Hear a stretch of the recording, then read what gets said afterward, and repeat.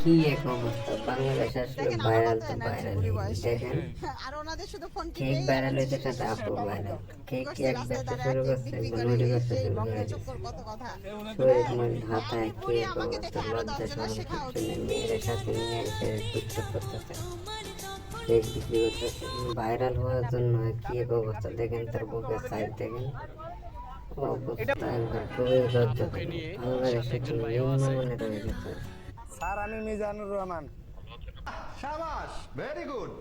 এই শালিকা, কিছুদিন পর মনে হয় কেক সবাই হকারি করে বেচা শুরু করবে, এমন একটা অবস্থা কি শুরু হয়েছে। কমু, কেক পাওয়ার মতো একটা না।